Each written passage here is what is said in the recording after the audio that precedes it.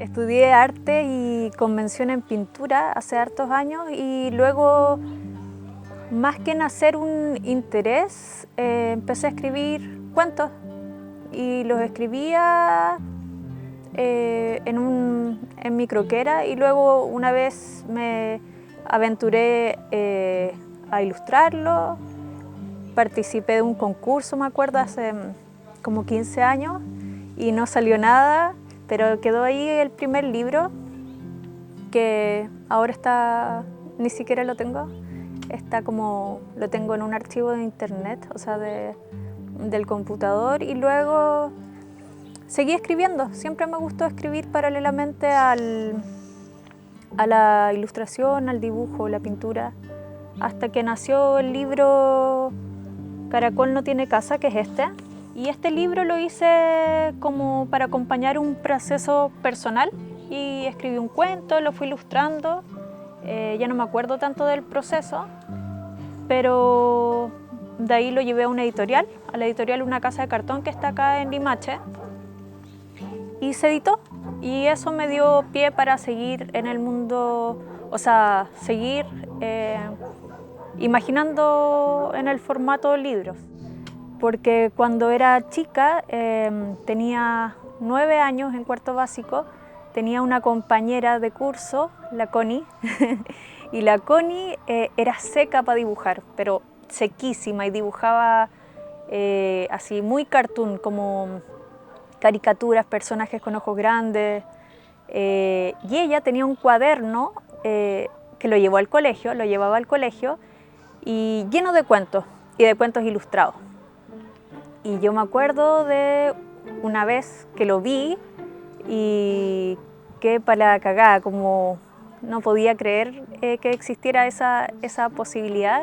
Y me acuerdo de un cuento que se trataba de como la historia de un chicle. Me acuerdo que era un chicle que era un dibujo rosado, como con ojos muy gorditos. Y era la historia de un chicle y lo que le iba sucediendo porque se iba pegando en distintos lados, debajo de unos zapatos y no me acuerdo más, pero creo que ahí algo quedó y que se manifestó más adelante.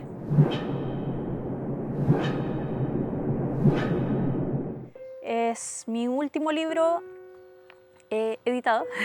Tengo otros, pero todavía están ahí a la guaite. Este libro creo que nació de un mix de muchas cosas, pero principalmente, si tengo que decir como buscar un gatillador, fue una pregunta que me hizo mi hija cuando tenía como 6 años, en este mismo patio. Creo que estábamos sentaditas allá, y me preguntó, ¿qué pasa? Me dijo, mamá, ¿qué pasa después de que nos morimos? Y me acuerdo que ahí fue como ¡pum! Mierda, ¿qué le digo?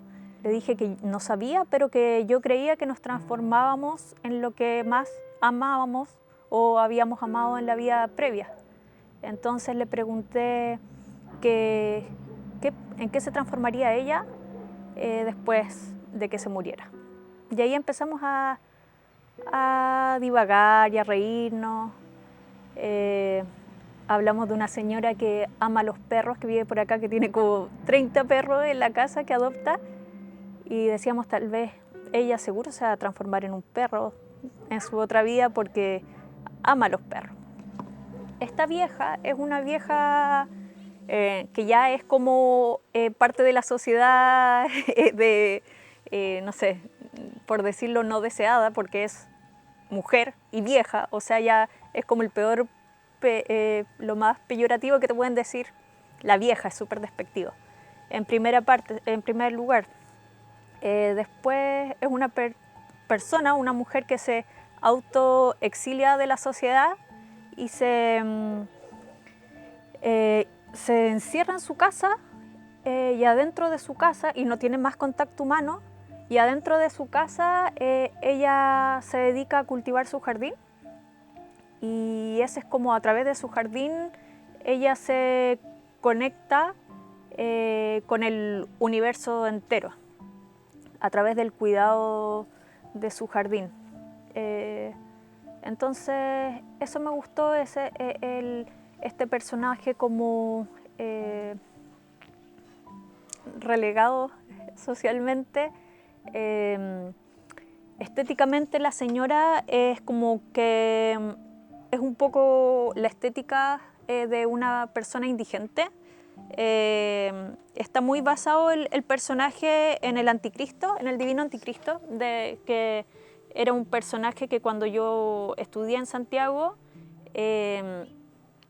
me encantaba ir al barrio Las Tarrias y topármelo y mirarlo, ver sus escritos, ver qué andaba trayendo arriba de su carro de supermercado, que te gritara y te dijera cualquier weá, también era como, no sé, era un personaje muy atractivo para mí y eso creo que agarró gran parte de este personaje. También mi abuela y las otras abuelas de mi hija y en general las abuelas, que ha pasado que antes las mujeres no salían de la casa y al no salir de la casa porque su espacio de vida era lo doméstico,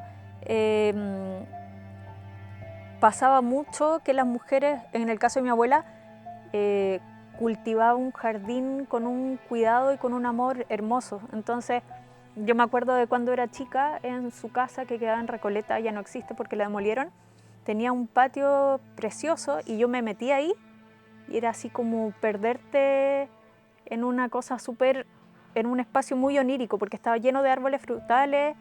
Yo me ella tenía como unas piedritas donde tú seguías como el camino del jardín para recorrerlo, que era grande, y yo iba saltando por esas piedritas, me agachaba y veía frutillas, y era muy mágico ver frutillas que salían de la tierra y llenos de flores, de rosas, y creo que eso también forma parte de este personaje y de esta historia.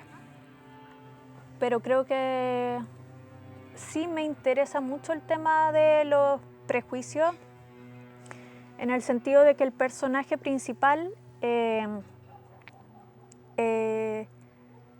está visto desde los ojos de una niña, no está ni ahí con esos prejuicios que son completamente adultos, y la niña sabe que hay otra cosa y que hay algo bonito, puede ver belleza en ese personaje que para el resto no es bello, puede ver algo amoroso, algo blandito, de lo que al contrario de lo que la mirada de adulto no hay que escapar, sino que algo que a ella la atrae.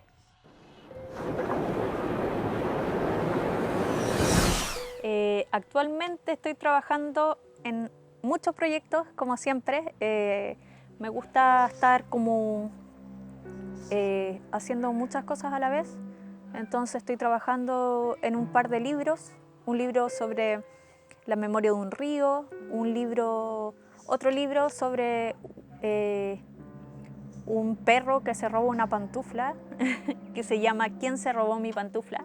Cabeza de pescado, es un juego de mesa que está ahí también buscando cómo nacer. Hasta ahora los hago yo a mano, pero espero que después pueda llegar a más personas, pero es un juego para crear narrativas a través del diálogo entre el texto y el dibujo. Yo soy profe, hago talleres con niñas y niños,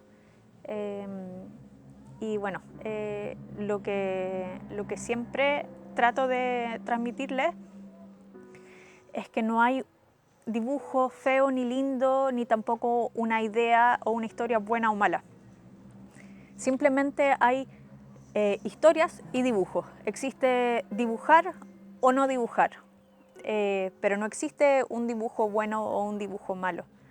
Entonces, ya comprendiendo eso, integrando eso, es bacán porque tenéis el mundo entero para inventar lo que sea. Y inventar, imaginar, yo creo que uno de los regalos más hermosos que tenemos como especie. La gente dice que no hay que hablarle, ni siquiera mirarla, que está loca y es peligrosa. Dicen que una vez un niño la miró a los ojos y quedó convertido en planta para siempre. Pero yo no les creo.